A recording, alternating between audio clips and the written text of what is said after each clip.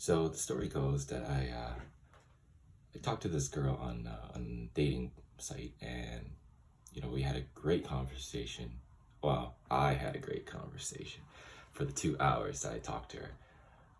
I was pretty wasted at the time, drinking a lot and had nasty hangover the next day. But uh, in my mind, I thought the conversation was going well, even though I felt like I was talking like 80 or 90% of the way.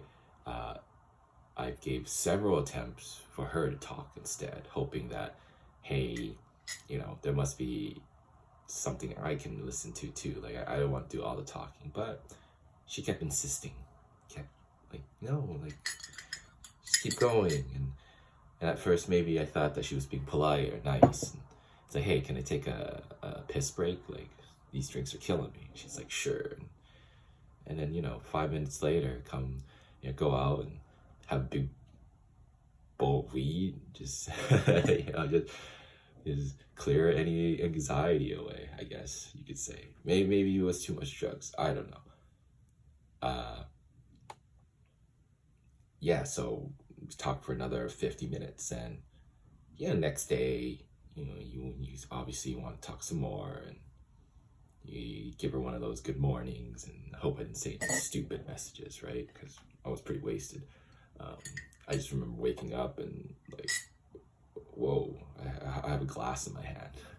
I I didn't even remember passing out.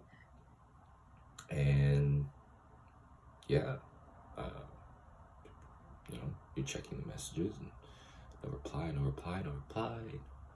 And you're like, I can't keep looking at this. Let me just let me go do something else. Get my mind off this. And I did enjoy the rest of my day. And then finally, at night, when I saw the message, the only message she said was, haha, no, you didn't say anything dumb. It's just that you're an open book. And that was it. And when I read that, at first I thought it was insulting. I was like, open book? It's like, what's that supposed to mean? Like, I'm not mysterious enough for you? Just because I'm open and honest about a lot of things, makes it like, I guess on their end, it's like, yeah, what else is there for them to find out about me when all the mysteriousness is done? But what she doesn't realize is that, and I replied this to her because I didn't know what else to say. A friend suggested I'd be funny, and she says, oh, he said didn't show a nipple or something, but instead I just replied, well, at least this book never stops writing, right? Like, I may be an open book, I may be easy to open up, and I've talked to other friends, and they're like the exact opposite. I have people that don't want to talk at all. They're super closed up, and their partners don't like that. They're like, why don't you share? It's like, well, there's nothing to pry about. Like, I don't care about the past. The past is the past. For me, I think the past definitely does make a person.